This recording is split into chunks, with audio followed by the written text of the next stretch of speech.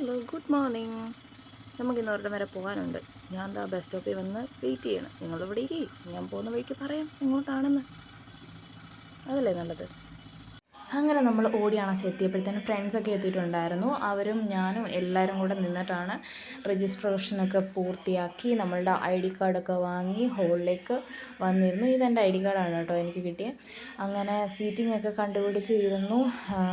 എല്ലാവരും ഒക്കെ വന്നുകൊണ്ടിരിക്കുന്നതേ ഉള്ളായിരുന്നു. നമ്മൾ കുറച്ച് നേരത്തെ എത്തി. പിന്നെ ക്ലാസ് ആദ്യത്തെ സെഷൻ കഴിഞ്ഞപ്പോഴത്തേന് ടീ ബ്രേക്കായി. ബിസ്ക്കറ്റൊക്കെ കഴിച്ചു. ബിസ്ക്കറ്റ് കിട്ടിയപ്പോൾ ഭയങ്കര സന്തോഷമായി കേട്ടോ, കാരണം വിശക്കുന്നുണ്ടായിരുന്നു.